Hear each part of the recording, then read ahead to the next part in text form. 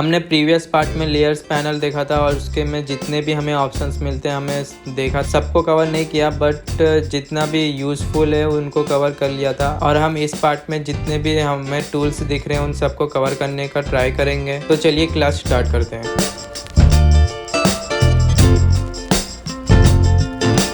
सबसे first tool जो दिखता है वो है मूव टूल। अगर आप हर टूल के ऊपर अपना जो माउस का एरो है वो अगर आप रखते हो तो आपको वो इन्फॉर्मेशन के लिए एक छोटा सा वीडियो यहाँ पे शो होता है। अगर आप इसके ऊपर रखते हो तो यहाँ पे इससे ये पता चल जाता है कि इस टूल का क्या यूज़ है। तो मैं थोड़ा और डिटेल में समझा देता हूँ कि किस तरीके से हम इन टूल्स का यूज़ कर सकते हैं। जैसे कि मैं यहाँ पे मूव टूल को सेलेक्ट करता हूँ, अपने लेयर को सेलेक्ट करता हूँ और मैं यहाँ से इस अपने लेयर को मूव कर सकता हूँ जहाँ मुझे चाहिए कि नहीं मुझे यहाँ पे अपने रखना है तो यहाँ पे मैं रख सकता हूँ। नीचे का लेयर ऑन कर लेता हूँ और इसको यहाँ से मैं मूव कर लेता हूँ।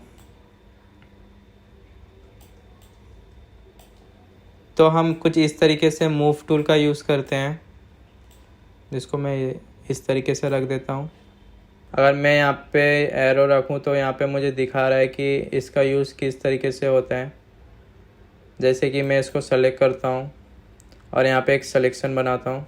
अब मैं चाहता हूँ कि इसमें कलर भरूँ, तो कलर भरने के लिए मैंने यहाँ पे सिलेक्शन एक लगाया और यहाँ पे मैं एक न्यू लेयर लेता हूँ। फ्रेंड्स, अगर फोटोशॉप में आप कभी भी वर्क कर रहे हो तो कुछ अपना जो आप ऐड करोगे तो याद रखना कि पहले आप एक न्यू लेयर लो और उस पर ऐड करो, क्योंकि अगर आप ऐसा नहीं करते हो और अपने पुराने लेयर पे ही वर्क करते जाते हो तो बाद में आपको प्रॉब्लम होगा, क्योंकि वो फिर आपको उस हिसाब से इरेज करना होगा या तो आप उसको हटा ही नहीं पाओगे।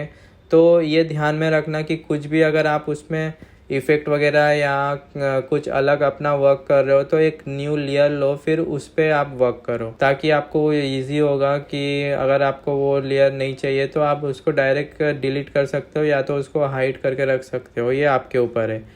तो मैंने एक सेलेक्ट बनाया और एक न्यू लेयर लिया। अब मैं चाहता हूँ कि इसमें मैं कलर भरूँ, तो कलर भरने के लिए मैं यहाँ पे ग्रीन से मैं कुछ लाइट ग्रीन कर देता हूँ।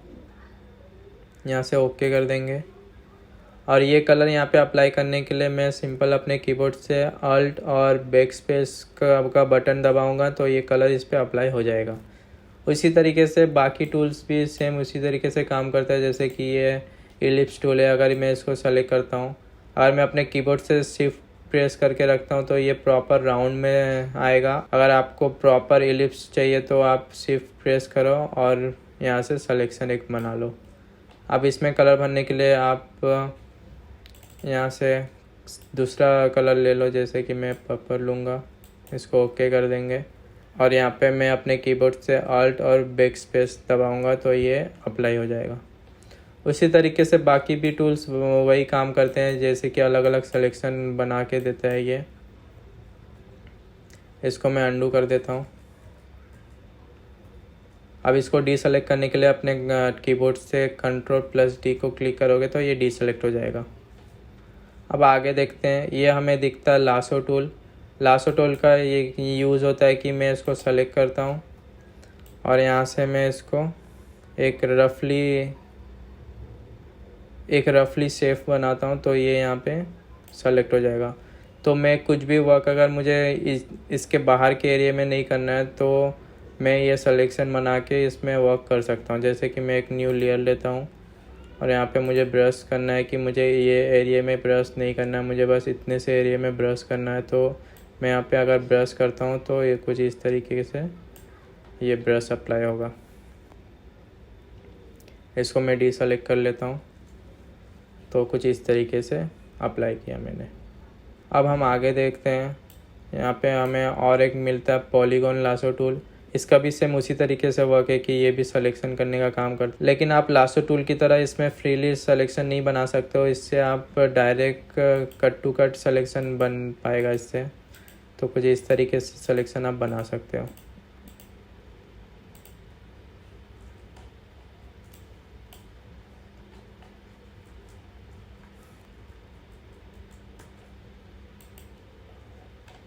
तो हमारा सिलेक्शन कुछ इस तरीके का हो गया। अब आप इस पर कुछ भी इफ़ेक्ट वगैरह लगा सकते हो। अब इसको मैं डीसेलेक्ट कर लेता हूँ। यहाँ पे दिखता है हमें मैग्नेटिक लासो टूल। ये टूल वहाँ पे अच्छा वर्क करता है जहाँ पे आपका जो बैकग्राउंड है वो प्रॉपर वन कलर का हो, या तो वाइट पूरा प्रॉपर वाइट हो, या तो पूरा पूरा ब्लैक हो, या तो पूरा कोई भी कलर। मतलब आपका बैकग्राउंड अगर प्लेन वन कलर का हुआ तो ये एक टूल काफ़ी अच्छे तरीके से सेलेक्ट करता है सब्जेक्ट को। लेकिन अगर आपका बैकग्राउंड ऐसा इस तरीके से है तो ये प्रॉपर सेलेक्ट नहीं कर पाता है, तो कुछ इस तरीके से ये सिलेक्शन बनाता जाता है।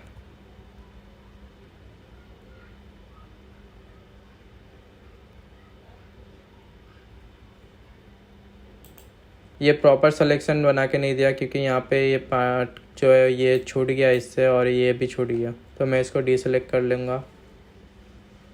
अब हम आगे देखते हैं। यहाँ पे हमें दिखता है ऑब्जेक्ट सिलेक्शन टूल। इसको सेलेक्ट करके आप अगर अपने सब्जेक्ट के साइड में अगर आप सिलेक्शन बनाते हो तो ये ऑटोमेटिकली आपका सब्जेक्ट सेलेक्ट करके देता है, लेकिन ये प्रॉपर नहीं करके देता है क्योंकि ये एक मशीन ही जनरेट कर रहा है, तो मशीन कितना ही कर पाएगा, तो ये थोड़ा टाइम लेगा।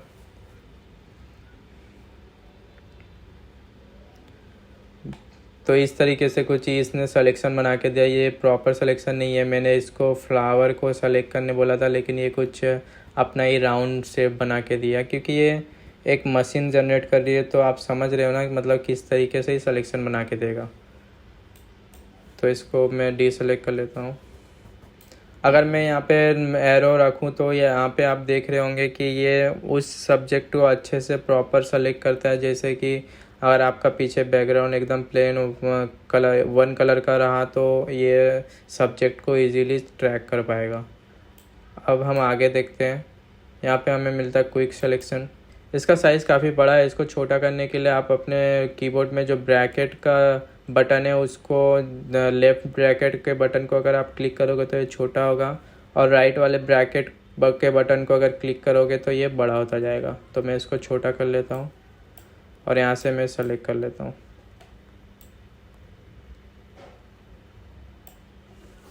इसमें भी वही दिक्कत है कि अगर आपका बैकग्राउंड एकदम प्लेन वन कलर का रहा तो आपका सब्जेक्ट प्रॉपर सेलेक्ट हो जाएगा, लेकिन अगर आपका बैकग्राउंड में बहुत सारे कलर्स है तो ये सेलेक्ट नहीं कर पाएगा। अब हम आगे देखते हैं। यहाँ पे हमें दिखता है मैजिक वॉन्ड टूल। इसका यूज़ कुछ इस तरीके से है कि ये कलर के ऊपर सिलेक्शन बनाता है। अगर आप यहाँ से येलो पर क्लिक करते हो तो ये उस वाले पार्ट पे ये सेलेक्ट बनाएगा, और इस अगर आपको बाकी के भी सिलेक्शन करना है तो आपको अपने कीबोर्ड से शिफ्ट प्रेस करना होगा। शिफ्ट प्रेस जैसे ही करते हो तो यहाँ पे आपको प्लस का साइन आता है। इसका मतलब है कि आप ये सिलेक्शन तो रखोगे लेकिन इसके अलावा और भी सिलेक्शन कर सकते हो, जैसे कि इस तरीके से।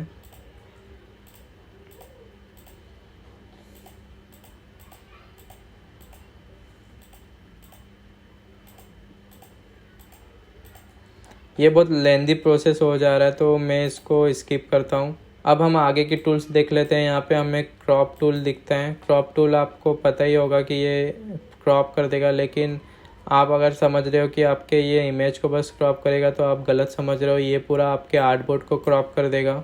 इसकी यही दिक्कत है कि ये डायरेक्ट आर्टबोर्ड को क्रॉप कर रहा है। कहीं कहीं पे तो ये ठीक रहता है, बट हर जगह पे ये ठीक नहीं रहता है। लेकिन अगर हमें सिर्फ अपना इमेज क्रॉप करना है तो हम किस तरीके से करेंगे, तो हम अपने इमेज को सेलेक्ट करेंगे और अपने कीबोर्ड से Ctrl+T अगर क्लिक करेंगे तो हमें ट्रांसफॉर्म का प्रॉपर्टीज ओपन होगा और हम अपने यहाँ से क्रॉप इसको कर सकते हैं। क्रॉप जनरली क्रॉप तो नहीं होता, बट क्या होता है कि ये इसका जो साइज़ है हम उसको बढ़ा सकते हैं। तो एक तरीके से हम इसको क्रॉप ही कर रहे हैं। तो मैं यहाँ से इसको क्लिक कर देता हूँ।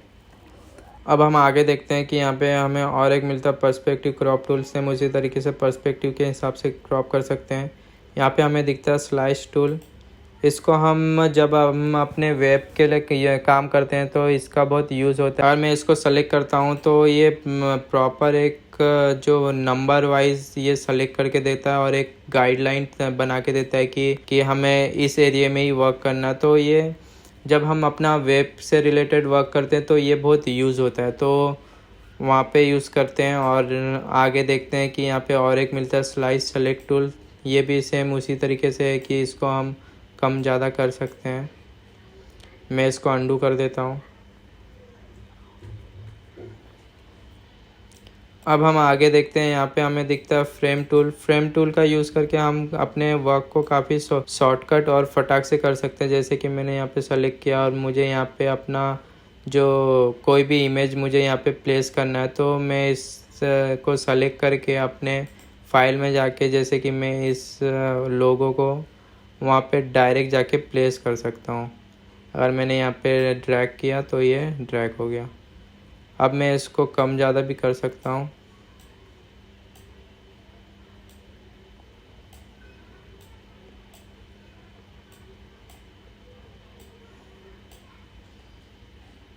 तो इस तरीके से कुछ ये काफ़ी इजी वे में यहाँ पे प्लेस हो गया।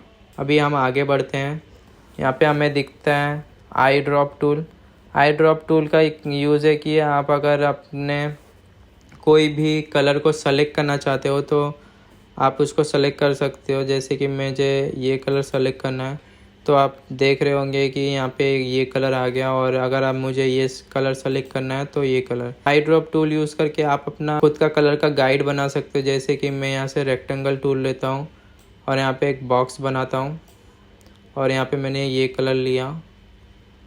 अब मैं इसको डुप्लिकेट करता हूँ। डुप्लिकेट करने के लिए मैं इस बॉक्स को सेलेक्ट करूँगा और अपने कीबोर्ड से अल्ट प्रेस करके इसको ड्रैग करूँगा तो ये डुप्लिकेट हो जाएगा।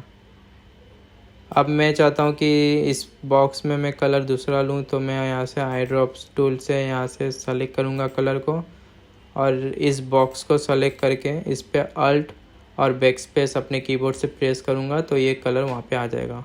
तो इसी तरीके से हम अपना जो कलर का गाइड है वो हम बना सकते हैं। और भी डिफरेंट जगह पे आई ड्रॉप टूल का यूज़ होता है। ये काफ़ी अच्छा टूल है। अब हम आगे देखते हैं कि यहाँ पे 3D material I drop tool दिखता है, तो इसका भी सेम उसी तरीके से यूज़ होता है। जब आप 3D का कुछ वर्क बनाते हो तो वहाँ पे आप इसको सेलेक्ट कर सकते हो। अब हम आगे देखते हैं। यहाँ पे हमें दिखता है कलर सैम्पल टूल। अगर आप इसको सेलेक्ट करके कौन से भी कलर पे क्लिक करते हो तो उसका जितना भी डिटेल्स है RGB में के हिसाब से जितना भी आपको डिटेल्स चाहिए वो सब आपको यहाँ पे दिख जाएगा। जैसे कि मैं यहाँ पे और एक सेलेक्ट करता हूँ तो इसका हमें दिख रहा है कि यहाँ पे जो रेड का पिक्सल है वो 131 पिक्सल है और जो ग्रीन का पिक्सल है वो 150 और ब्लू जो है वो 0 है। तो इस तरीके से हमें दिखता है कि #1 और यहाँ पे दिख रहा होगा #2। तो कोई ये यहाँ का कलर कोड है और ये यहाँ का कलर कोड है। तो मैं इसको बंद कर देता हूँ। अब हम आगे देखते हैं। यहाँ पे दिखता है मैं रूलर टूल। इसको मैं सेलेक्ट करके ये प्रॉपर एक हमको गाइडलाइन दिखाता है कि हमें इस तरीके से यहाँ पे वर्क करना है। जैसे कि मैं यहाँ से लेके इसको शिफ्ट अपने कीबोर्ड से शिफ्ट प्रेस करूँगा तो ये कहीं भी ऊपर नीचे नहीं जाएगा। अगर ऊपर नीचे जाएगा तो ये प्रॉपर एकदम अलाइन होके जाएगा। तो मैं इसको यहाँ पे क्लिक करता हूँ। अब मैं यहाँ चाहूँ तो इस एरिया में काम कर सकता हूँ और इस एरिया में भी काम कर सकता हूँ। तो बेसिकली ये हमें प्रॉपर लाइन में मैनेजमेंट करके देता है। तो यहाँ पे हमें दिखता है नोट टूल। नोट टूल का यूज़ बहुत अच्छा है कि अगर मैं इसको सेलेक्ट करके अगर मुझे चाहिए कि ये यहाँ पे फ्लावर मुझे सिर्फ कट आउट करके चाहिए तो मैं क्या करूँगा, यहाँ पे फ्लावर के ऊपर क्लिक करूँगा और यहाँ पे नोट लिख दूँगा कि कट आउट द फ्लावर। तो अभी अगर मैं आगे भेजूँगा इसको तो वो यहाँ पे नोट पड़ेगा और जो काम मैंने बोला है वो मुझे करके दे देगा। तो नोट टूल का कंपनियों में यूज़ होता है जहाँ पे कि बहुत बड़े बड़े प्रोडक्शन हाउस रहते हैं जहाँ पे एक आदमी नहीं पूरा टीम मिल के काम करती है। तो जिसका जो काम है वो काम करने के लिए उसको पर्टिकुलर को यहाँ पे नोट टूल लिख के उसको भेज दिया जाता है। इसको मैं अंडू कर देता हूँ। यहाँ पे हमें दिखता है काउंट टूल। काउंट टूल का भी सेम उसी तरीके से है कि जब आप किसी ग्रुप या टीम के साथ का वर्क करते हो तो आपको ये यूज़ होता है कि आप इसको सेलेक्ट करो और यहाँ पे एक मार्क दे दो कि यहाँ पे ये 1 आपने चेंजेस किया इसमें और आपने यहाँ पे चेंजेस किया और यहाँ पे चेंजेस, और ये फाइल आप सेव करते हो और टीम के दूसरे मेंबर को भेज देते हो कि आपने यहाँ चेंजेस किया है। तो इस तरीके से इसका यूज़ होता है। पे हमें दिखता है स्पॉट हीलिंग टूल। इसको मैं सेलेक्ट करता हूँ और मैं अपने फ्लावर के जो लेयर्स को है उसको सेलेक्ट करके मैं यहाँ पे सिंपल यहाँ पे क्लिक करूँगा तो ये ये कुछ इस तरीके से हो रहा है, बट यहाँ पे आपको पता नहीं चल रहा है।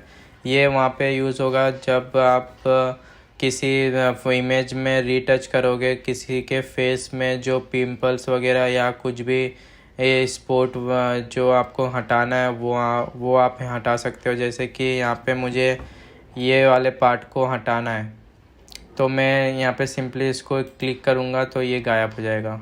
तो हम कुछ इस तरीके से इसका यूज़ करते हैं। अब हम आगे देखते हैं। यहाँ पे हमें दिखता है हीलिंग ब्रश टूल। ये भी सेम उसी तरीके से आपका फेस का जो रीटचिंग करने का रहता है, तो आप इसका यूज़ करके उसका रीटचिंग कर सकते हो। मैंने ये टूल से रिलेटेड वीडियो पहले ही बनाया है, तो मैं उसका लिंक आपको दे दूँगा, और वीडियो के आई बटन पे जो लिंक आ रहा है उस पर आप क्लिक करके देख सकते हो।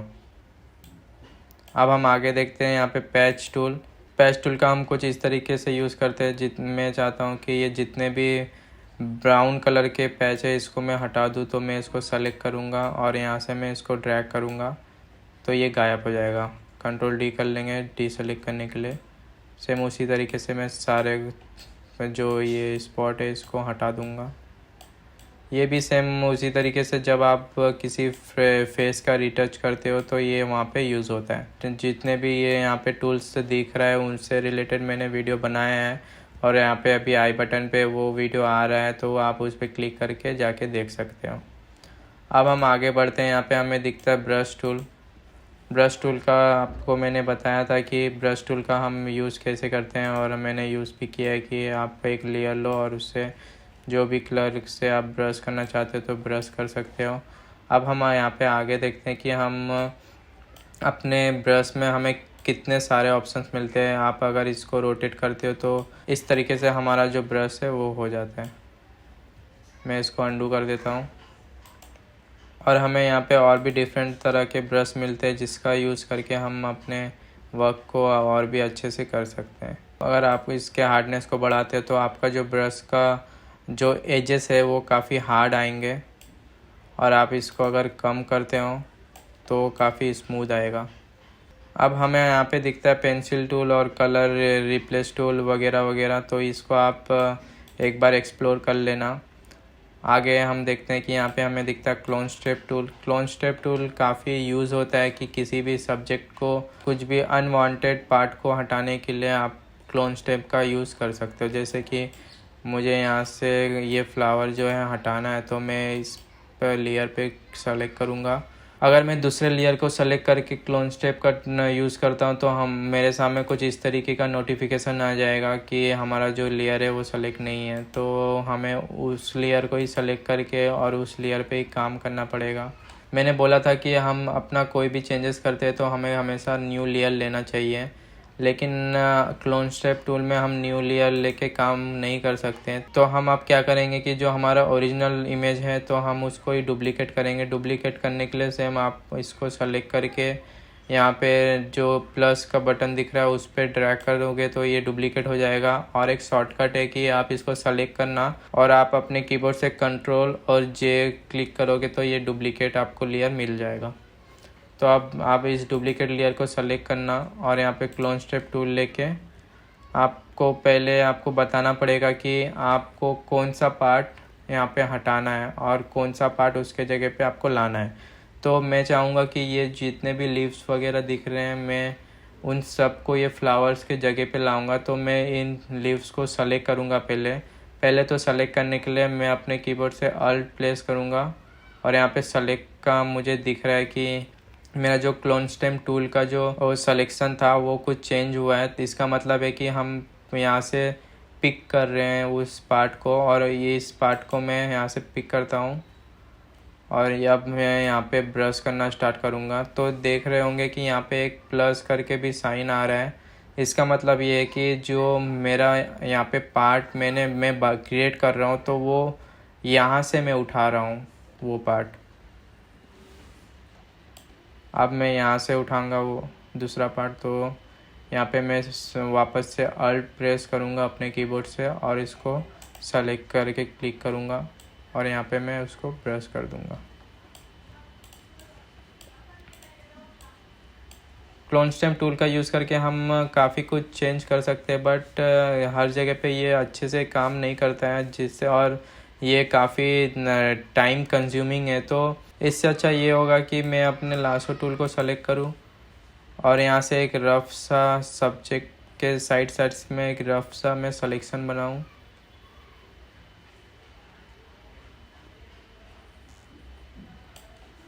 मेरा सिलेक्शन ठीक नहीं हुआ है तो प्रॉपर नहीं आएगा, लेकिन फिर भी करके देखते हैं। अब ये सिलेक्शन बन गया और मैं अपने कीबोर्ड से शिफ्ट बैक प्रेस करूँगा तो हमारे सामने कुछ इस तरीके का ऑप्शन आएगा और यहाँ पे लिखा रहेगा कंटेंट अवेयर। और हमें यहाँ पे और भी ऑप्शन आते हैं, लेकिन हमको लेना है कंटेंट अवेयर और यहाँ से ओके कर देंगे। तो देखा आपने कि 1 क्लिक में हमारा ये काम हो गया, जो कि हमें क्लोन स्टैम्प टूल से काफ़ी टाइम लग रहा था, तो हमने 1 क्लिक पे ये काम कर दिया। मैं अभी इस सिलेक्शन को डीसेलेक्ट कर लेता हूँ। तो इस तरीके से हमने ये काम किया। यहाँ पे हमारा सिलेक्शन ठीक नहीं हुआ था, तो यहाँ पे थोड़ा थोड़ा ये आया, तो मैं इसको भी सेलेक्ट करके अपने कीबोर्ड से शिफ्ट और बैक स्पेस प्रेस करूँगा। तो यहाँ पे कंटेंट अवेयर और 100% पे रखेंगे और यहाँ पे ओके कर देंगे। तो कुछ इस तरीके का रिजल्ट हमारे सामने आ गया। ये जो येलो कलर का हमें पैच दिख रहा है, ये इमेज पे नहीं है, ये उसके ऊपर वाले लेयर पे है। तो अगर इसको मैं हाइड करता हूँ तो ये नहीं दिखेगा। अब मैं डीसेलेक्ट कर लेता हूँ। अब हम आगे बढ़ते हैं। यहाँ पे हमें दिखता है pattern stamp tool. Pattern stamp tool का यूज़ करने के लिए हमें अपने जो सब्जेक्ट है उसको सेलेक्ट करेंगे और हम अपने इमेज पे इसको यूज़ करते हैं। तो ये कुछ अलग ही इमेज आ रहा है। ये एक इमेज नहीं है, ये एक पैटर्न है। जैसे कि हम अगर यहाँ पे दूसरा पैटर्न लेते हैं तो और यहाँ पे उसको यूज़ करते हैं तो ये दूसरा पैटर्न देगा। इसी तरीके से आप अपना भी पैटर्न बना सकते हो और अपने आर्टबोर्ड पे यूज़ कर सकते हो। अब हम आगे देखते हैं। यहाँ पे हमें दिखता है history brush tool. History brush tool जब आप कोई भी आर्ट वर्क, मतलब आप कोई अपना मैट पेंटिंग अगर आप क्रिएट करते हो फोटोशॉप पे, तो यहाँ पे वो यूज़ अच्छे तरीके से यूज़ होगा। उसी तरीके से आर्ट हिस्ट्री ब्रश टूल भी है। अब हम आगे देखते हैं तो हमें यहाँ पे देखता है इरेज टूल। इरेज टूल का आपको पता ही है कि ये कोई भी इमेज को इरेज करता है। तो इसका जो साइज़ है वो बहुत छोटा दिख रहा है मुझे। इसको बड़ा करने के लिए मैं अपने कीबोर्ड से राइट ब्रैकेट जो है उसको क्लिक करूँगा तो ये बड़ा होता जाएगा। और अब हम इस पे इरेज करेंगे तो ये इरेज होता जाएगा। अब हम आगे देखते हैं तो हमारे पास बैकग्राउंड इरेज टूल आता है और मैजिक इरेज टूल आता है। मैजिक इरेज टूल का यूज़ करते हैं तो यहाँ पे हमें पर्टिकुलर जो ये कलर है उसको ही सिर्फ इरेज करना है। तो मैं यहाँ पे सेलेक्ट करूँगा, क्लिक करता हूँ तो कुछ भी नहीं होगा, क्योंकि मुझे पहले अपने लेयर को सेलेक्ट करना पड़ेगा। मैं इसको हाइड कर देता हूँ और मैं इस पे चेंजेस चाहता हूँ तो इसको सेलेक्ट करूँगा और यहाँ पे मैं क्लिक करता हूँ तो ये इरेज होता रहेगा। तो देखा आपने कि अगर आपका कोई भी सब्जेक्ट एक ही कलर का है और आपको उसको डायरेक्ट इरेज करना है एकदम प्रॉपरली, तो मैजिक इरेजर टूल का यूज़ कर सकते हो। इसको मैं अंडू कर देता हूँ। अब हम आगे चलते हैं तो हमें यहाँ पे दिखता है ग्रेडियंट टूल। ग्रेडियंट टूल का यूज़ करके आप ग्रेडियंट वगैरह लगा सकते हो। हालांकि पहले ग्रेडियंट लगाने के लिए आपको पहले अपना एक न्यू लेयर लेना पड़ेगा, फिर ही आप ग्रेडियंट अप्लाई करो इस तरीके से। इसको मैं अंडू कर देता हूँ। उसी तरीके से सेम पेंट बकेट टूल है, इसको मैं यहाँ पे अगर न्यू लेयर लेके सिंपली मैं यहाँ पे क्लिक करूँ तो ये प्रॉपर और जो मैंने अपना कलर सेलेक्ट किया था वो उस कलर का पूरा एक सॉलिड लेयर दे देगा। जैसे कि मैं यहाँ से अगर मैं इसको कलर चेंज करूँ और यहाँ पे क्लिक करूँ तो उस तरीके का पूरा सॉलिड दे देगा। इसको मैं डिलीट कर देता हूँ। अब हम आगे देखते हैं तो यहाँ पे मुझे 3D मटेरियल ड्रॉप टूल दिखता है। तो ये 3D में यूज़ होता है। तो हमने तो कुछ 3D क्रिएट नहीं किया तो हम इसको यूज़ नहीं कर सकते हैं। अब आगे देखते हैं तो यहाँ पे मुझे दिखता है कि ब्लर टूल। ब्लर टूल का हम यूज़ करने के लिए हमें अपने लेयर को सेलेक्ट करना होगा जिसमें हम ब्लर अप्लाई करेंगे। मैं पहले ही बता दूँ, अपने ओरिजिनल इमेज है उस पर कभी भी ये सब काम मत किया करो। पहले आप उसका डुप्लिकेट लिया करो। डुप्लीकेट लेने के बाद ही आप उस पर कुछ वर्क करो। इसका जो साइज़ है वो छोटा है, इसको मैं बड़ा कर दूँगा और यहाँ से मैं ब्लर कर दूँगा। तो देखा आपने, ये हमारा ओरिजिनल था और ब्लर टूल यूज़ करने के बाद कुछ इस तरीके का हो गया। मैं इसको हाइड कर देता हूँ। अब आगे का टूल देखते हैं। ब्लर टूल जैसे कि इमेज को ब्लर करता है, तो शार्प टूल उसको और भी शार्प बनाता है। और स्मश टूल का यूज़ करके हम काफ़ी कुछ अच्छा क्रिएट कर सकते हैं। जैसे कि मैंने इसका यूज़ करके एक पेंटिंग में इसका मैंने यूज़ किया था और उसका लिंक मैं अभी आई बटन पे वो वीडियो का लिंक आ रहा है, तो वो आप जाके देख सकते हो। इसका हम पेंटिंग वगैरह में यूज़ कर सकते हैं और काफ़ी अच्छी तरीके से ये जो हमारा इमेज है वो दिखता है। तो मैं इसको अंडू कर देता हूँ। अब आगे का टूल देखते हैं। यहाँ पे हमें डॉट टूल दिखता है। डॉट टूल बेसिकली क्या करता है कि ये आपको अगर यहाँ पे ज़्यादा डिटेल्स चाहिए तो वो डिटेल्स देने का काम करता है। जैसे कि मैं यहाँ पे अगर क्लिक करूँ तो ये डिटेल्स दे रहा है और वहाँ पे वो जो लाइट्स था वो और भी इन्हांस कर रहा है। पहले हमारा कुछ इस तरीके का था। अभी मैंने गलती कर दिया कि मैंने एक न्यू लेयर नहीं लिया, तो आप ऐसी गलती मत किया करो। आप इसका न्यू लेयर लो तो डुप्लीकेट कर लेंगे इसको। फिर आप इसमें डॉज टूल का यूज़ करो। तो हमारा ओरिजिनल इमेज कुछ इस तरीके का था, थोड़ा सा एकदम डार्क टाइप था और डॉज टूल यूज़ करने के बाद हमारा कुछ इस तरीके का इमेज बन गया। तो ये डिटेल्स ऐड करने का काम करता है। अब हम आगे देखते हैं burn tool. Burn tool details को गायब करेगा, जैसे इस तरीके से। तो हमारा इमेज कुछ इस तरीके का था और बर्न टूल यूज़ करने के बाद हमारा इमेज कुछ इस तरीके का हो गया। अब हम आगे देखते हैं। यहाँ पे हमें दिखता है स्पंज टूल। स्पंज टूल जो हमारे इमेज में जो कंट्रास्ट है वो और भी बढ़ाने का काम करता है। जैसे कि मैं यहाँ पे अप्लाई करता हूँ तो हमारा इमेज कुछ इस तरीके का था और स्पंज टूल यूज़ करने के बाद हमारा इमेज कुछ इस तरीके का हो गया।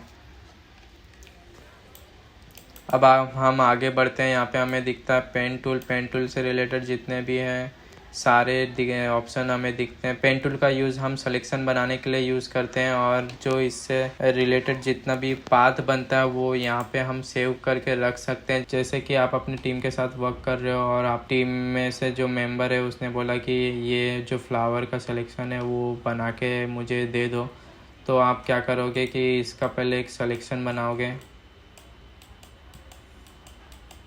मैं रफली सिलेक्शन बना रहा हूँ अभी फ़िलहाल के लिए।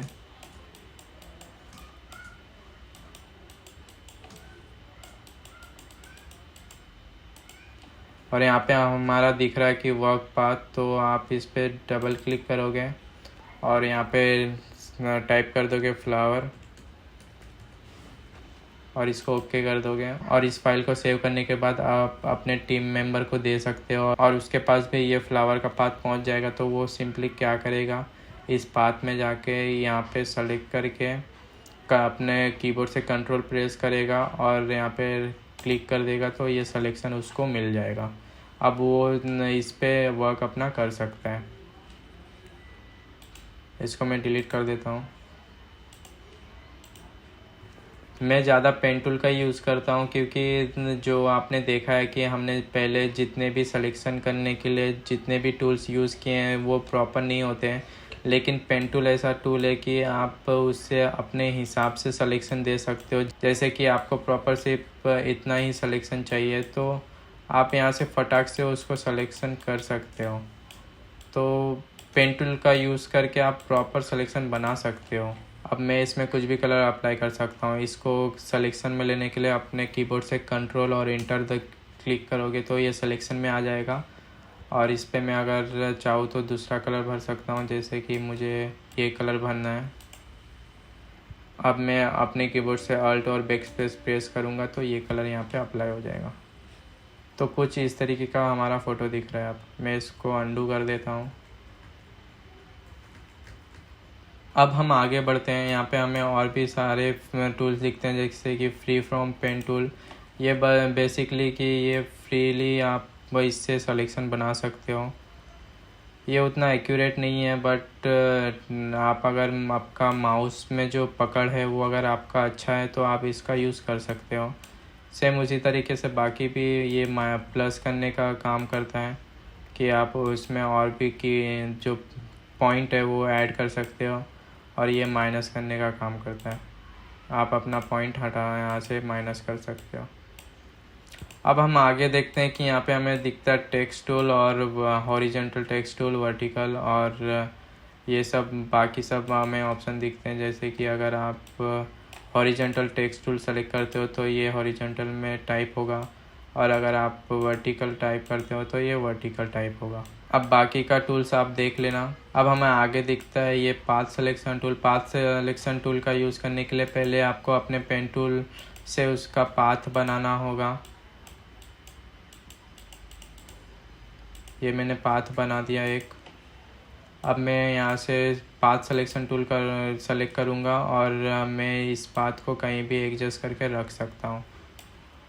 उसी तरीके से अगर डायरेक्ट सिलेक्शन को सेलेक्ट करता हूँ तो मैं पर्टिकुलर पॉइंट को सेलेक्ट करके इसको अपने हिसाब से सिलेक्शन बना सकता हूँ, जैसे कि इस तरीके से।